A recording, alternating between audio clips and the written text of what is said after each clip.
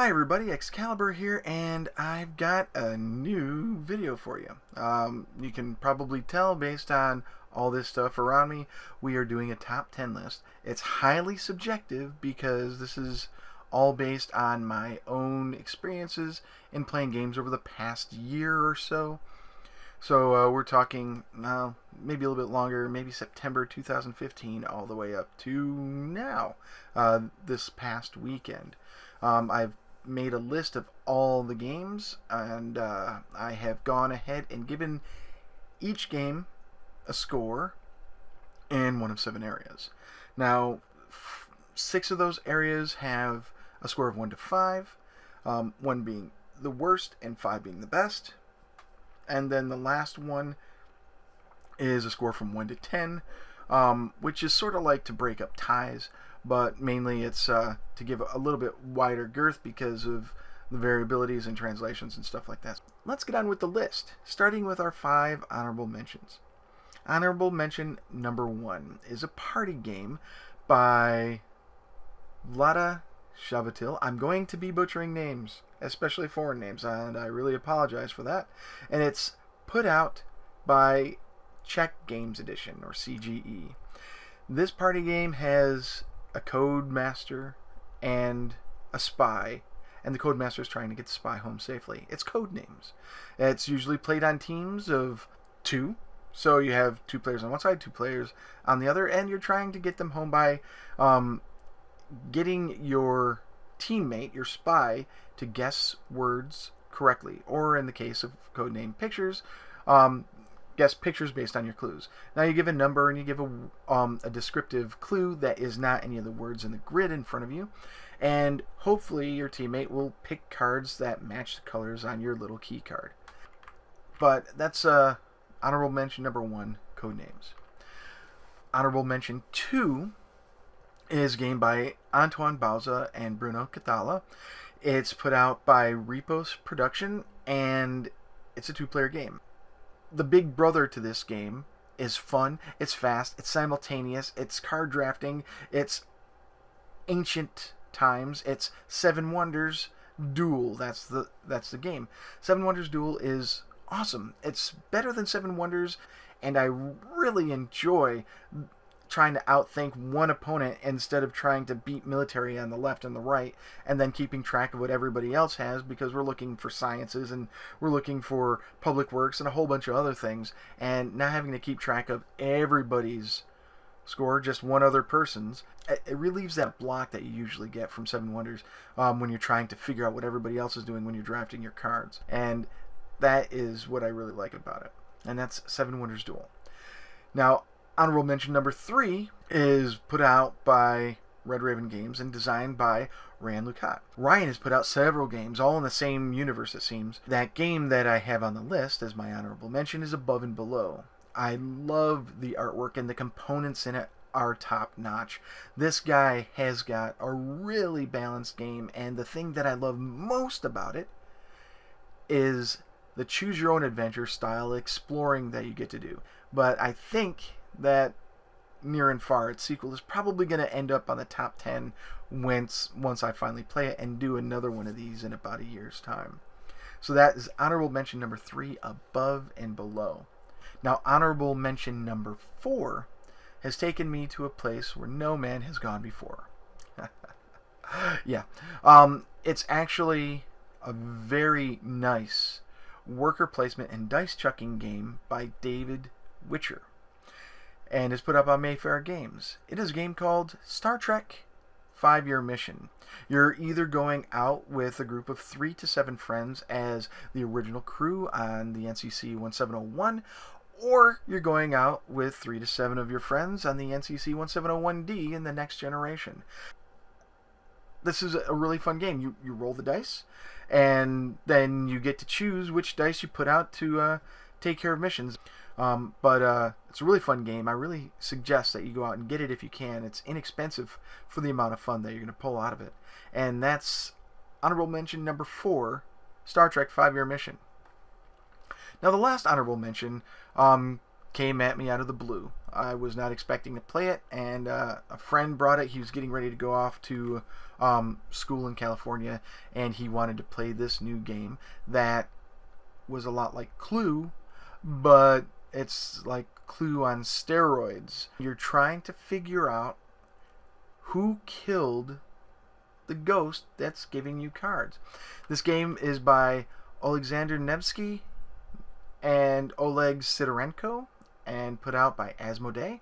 It is Mysterium, and it, like I said, it beats Clue. Clue is one of my all-time favorite classic American games, but Mysterium blows it out of the water. You've got a person who's running the game and handing out clues to everybody on who, where, and what, and you're trying to get each person to match up all three categories, and doing that only with cards, and trying to link all those disparate images together to form one coherent clue is really challenging and really fun. And that's one of the things I really like about Mysterium. And that's honorable mention number 5, Mysterium. So now we go on to the top 10, starting with number 10. This game I picked up on a whim from one of my board game stores in the area, and I looked at it and I said, what the heck is this? A card building system? It looks like John Clare, who designed it, and it's published by Alderac Entertainment Group, or AEG, hit a really, really good combination of transparent cards and solid backing cards with Mystic Vale. It is a really fun game. I was surprised. I like constructing things, just about anything where you can gather components and then make something better out of them really piques my interest, and Mystic Vale hits it. You have 3 different levels of things that you can put into a sleeve with a solid card back, and they dictate what the card does and what resources you get and what you can buy and what you can purchase and how many points you get at the end of the game. It's really fun, and on top of that, you're building a deck of these cards. So it's like a deck building, card building game, and the engines you can get out of this are really awesome.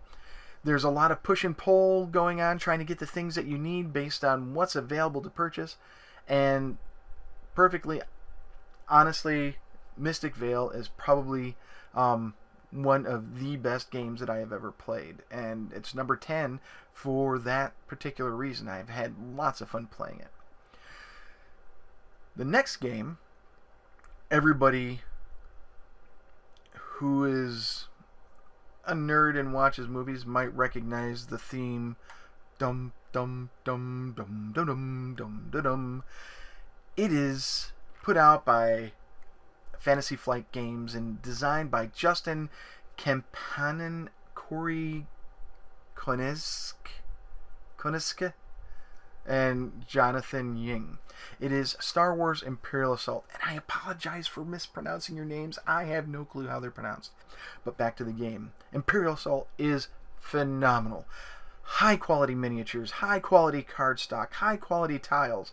You can play it 3 different ways. You can play it in a standard, like a one-shot mode. You can play it in a campaign mode where you play several games and level up your characters. You can play it in a skirmish mode where you have skirmishes like Malifaux or like Warhammer 40k skirmishing with Star Wars characters and stormtroopers, and you can bring in an AT-ST, and Chewbacca could shoot at Ewoks. I know there are no Ewoks, but it's a really, really fun game. It is a bridge, definitely a bridge between role-playing and tabletop wargaming and board games. It's got the best of all 3 of those components in one game, and I really love it. The theme is just out of this world. I really highly suggest that you get a hold of this if you like miniature games, if you like anything related to like D&D tactics or anything like that, or HeroScape or anything along those lines. Pick up Star Wars Imperial Assault and have a blast. It is a great game. Number 8 is near and dear to my heart. It has replaced Magic the Gathering as my all-time favorite 2-player game. And I'm just double checking. Well, no, it isn't. But it definitely beats the crap out of Magic the Gathering for me. It is balanced, it is fun, and you chuck a lot of dice. It's a game by Mike Elliott and Eric M. Lang and put out by WizKids.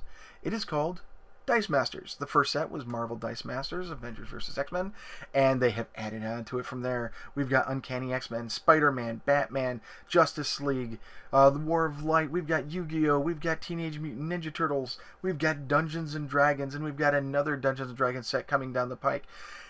It covers so many different genres. Who's going to win in a fight, the Hulk or Superman? We can now find out with a dice building system, and we can roll the dice, and I can tell you one thing, this beats Quarriors by a mile. Though Quarriors is a very fun game, and it's great for multiple players. Dice Masters is a great two-player game, and I have very few two-player games that I really enjoy, and Dice Masters is one of them. I highly suggest you try and find some people to play this game with, because if you like chucking dice, and you like superheroes, or you like D&D, or you like Yu-Gi-Oh!, this is going to be a game that you're going to enjoy. And that was just number 8, and I'm already getting excited. Now, number 7 came out on Kickstarter last year, I think it is. I missed the campaign. It's put out by Jacob Frixelius. That's my best guess on his name. It's put out by Frix Games. This is Terraforming Mars. My God. The components in this game at retail level are astounding. The only things that I had issues with were the player mats. They're just cardboard stock, like giant cards, and that was it. And the number of cubes that you get with this, you get shiny silver, you get shiny gold, you get shiny copper, you get green and red and blue and yellow cubes, and you get tiles, and you get a great big board to put them all on. And Terraforming Mars is an awesome game. It's area control, it's worker placement, it is tableau building. Definitely tableau building, because you've got cards that you're playing out as powers, and you're using resources that you're generating each turn in order to get cards out that help you generate more resources. And you do take that and you try to terraform Mars the fastest and get the highest terraforming rating. It is a really, really fun game. And that's Terraforming Mars, my number 7. The next game on the list, number 6. I love space exploration, and when you can fit it all inside a tiny little box, like Scott Alms has done, and Gamelin Games publishes it. And he does this with all of his games, but this one hit the spot. It is Tiny Epic Galaxies. I get to go out and explore planets. I get to colonize them. I get to send ships out and do a whole bunch of stuff. It's worker placement. It's collecting powers from the planets that you take. It's collecting cubes and upgrading your ships. And it's all this fun stuff all in one little box. And I've got its expansions, satellites and super weapons, and then there is Beyond the Black. And these 3 are going to be hitting the table the next time I play this game, which will probably be pretty soon, probably within the next week or 2. Tiny Epic Galaxies is one of my all-time favorite space-based games. It's not the favorite, but it is one. If you notice, there's a lot of science fiction in my top 10. Star Wars, Imperial Assault, Terraforming Mars, and now Tiny Epic Galaxies. And you're going to see more come up. But they've got nice wooden components, and everybody has different colors, and it's really, really easy. And with Beyond the Black, they add a whole new set of awesomeness to the game. I will probably look at that game later on, and you'll see that Tiny Epic Galaxies puts that shoot up this list if I have anything to say about it. And I do. So that was number 6, Tiny Epic Galaxies. Now, I said there's a lot of science fiction in my top 10. And this is the last one. It is a game put out by designed by Robert Doherty and Darwin Castle, and published by White Wizard Games. It is a deck building game called Star Realms. Currently, there are so many expansions for this game, and you can add players to it. Star Realms is awesome. You are building a deck of a fleet of ships and attacking your opponent and trying to destroy his authority in the galaxy. And it's a race. You're pulling out outposts, you're pulling out star bases, you're activating powers for your ships, and you're constantly throwing out weapon damage and gaining authority back. I call it life, but authority. And you're getting money to buy more ships. It's everything in a deck builder that you want in space, and I just love it. There is no other deck builder that I will play as much as Star Realms whenever I get the chance. I mean, DC deck building game is fun and Legendary is fun, but neither of them actually got as high on the list as even Mysterium. Star Realms just beats them all out. Now, I haven't played Hero Realms, and I hear that that is extremely, extremely good and probably better than Star Realms. I'm going to have to find out. And it might be that I have 2 deck builders up on the top 10. I don't think Star Realms is going to go away anytime soon. So that was number 5, Star Realms. And now we are to number 4. I don't have very many modern age games up here, let alone do I have very many racing games. Well, Laurent Lavar and Eric Randall, through Asmodee, have put out a game that I have come to adore. I was really taken aback by how much fun I had playing Formula Day. I mean, I thought it was a unique concept of using dice as your gear shift, as your gear, and you roll them to see how many spaces you move. I'm like, okay, it's a big roll and move game, but it's not like any roll and move game that you've ever experienced before. You're using a little table, punch out with gear sticks to shift your gears, and you have rules on how many gears you can shift up, how many gears you can shift down, what happens when you shift down too fast. You take damage on your tires when you hit a curve too fast and you can't stop in time, and a whole bunch of other intricate rules, such as how close you are to another car when you drive up, and if you take damage from bumping into them. And there are multiple boards out there. I've got the base set, and then I picked up another board, which is the Chicago and another racetrack. I can't remember the name of the racetrack, but the base game alone, we've played that several times already in multiple laps, and we've had fun every single time. Now, there are some people who get a little bit upset because the dice don't agree with them, and that happens because dice are cruel mistresses. But the amount of strategy and how you choose where you go, and the components themselves, they're like micro machines, but smaller. It's just a surprising game that I was really, really pleased with after I played it for the first time. And I don't normally like racing. And that was Formula Day, my number 4 choice. Now we're in the top 3. Mr. Shinpei Sato and Arcane Wonders have proven to me that abstract strategy games are a joy to play. Onitama is my number 3 choice, and it is phenomenal. The quality of the components. The board is a neoprene-like mouse mat, and each of your pawns can all take the same moves. You only have 2 moves at a time to choose from, and you have to keep your opponent's 2 moves in mind at all times. And then there's a floating move that when you take your move, you put it over between you and your opponent and take his previous move and put it down, and now you have 2 new moves.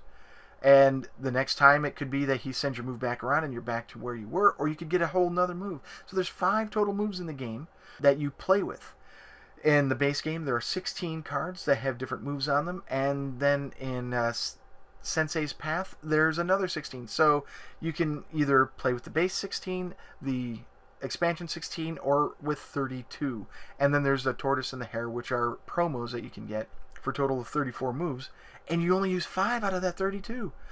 That is an astronomical amount of replayability for this game.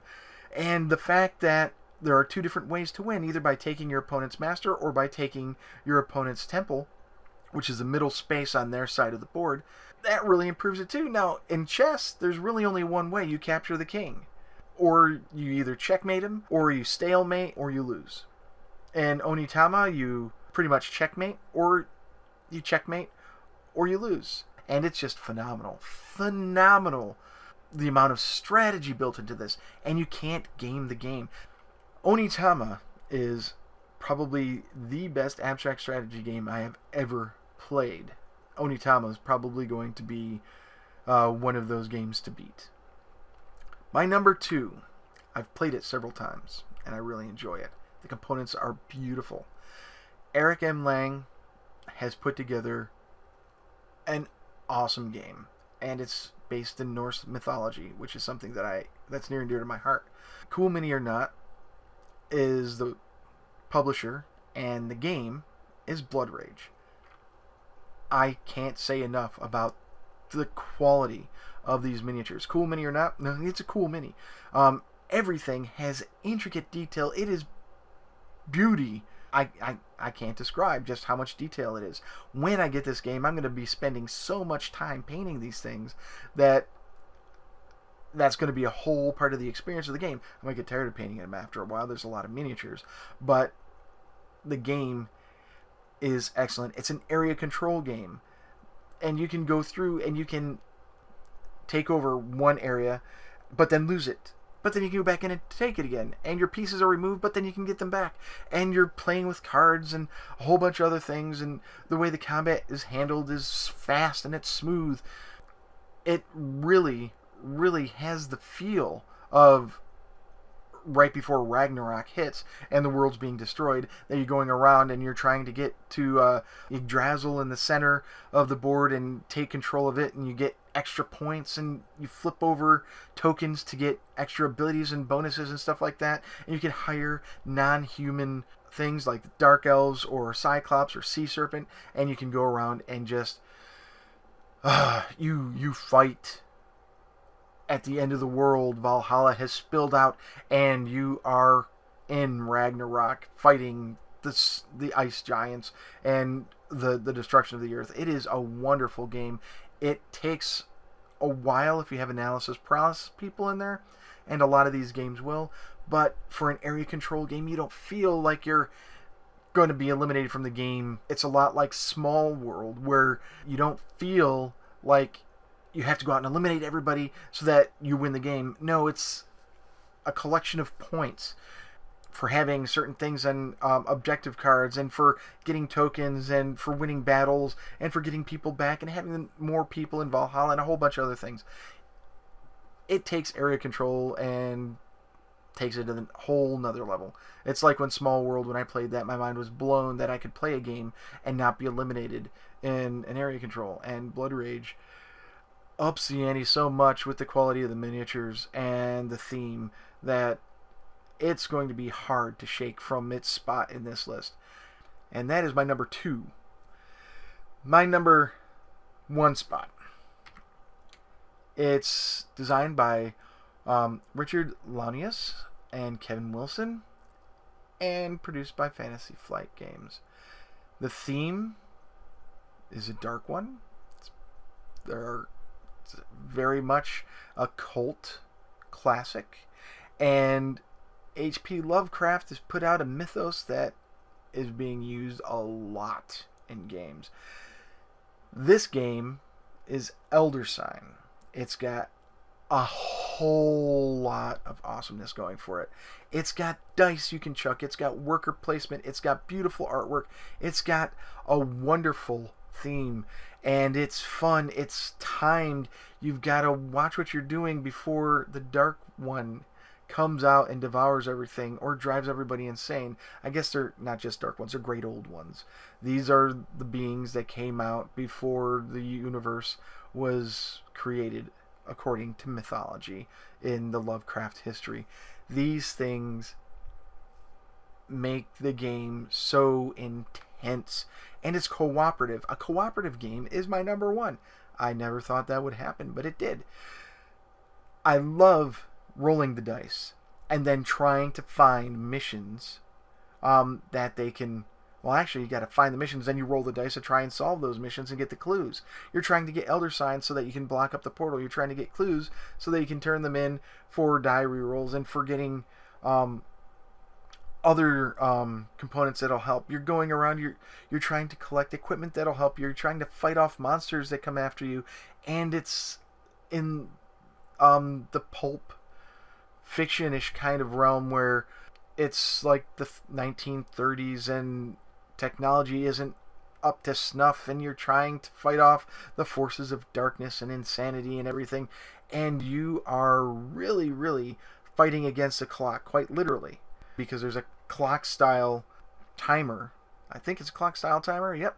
And every time it hits 12, things happen, and it is a wonderfully intense game with lots of fun dice chucking and close calls and close fails and epic fails.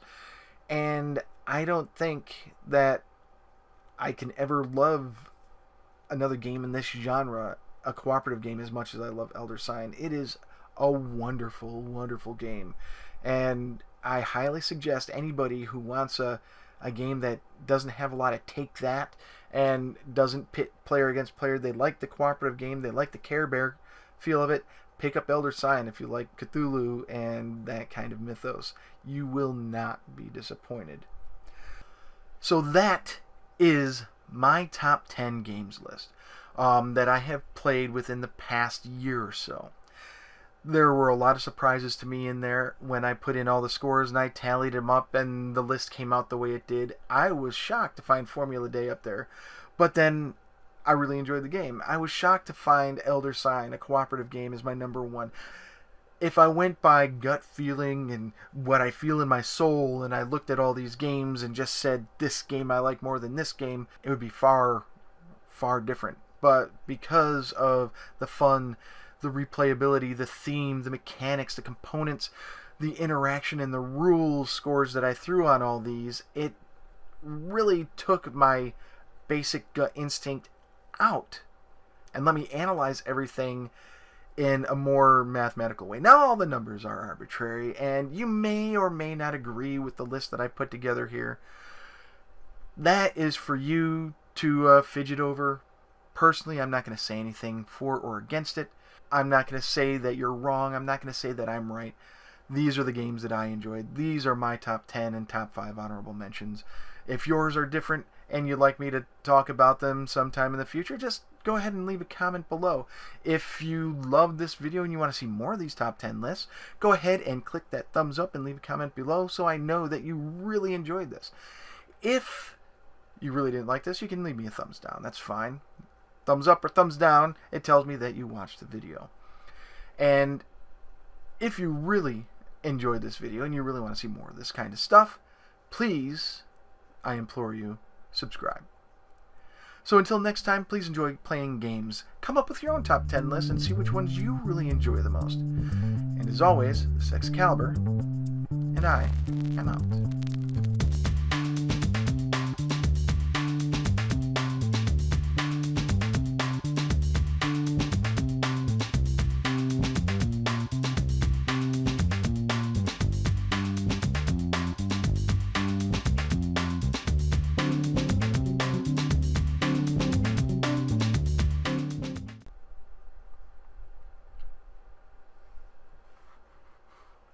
I did click stop recording, but unfortunately it kept going because, you guessed it, Excel.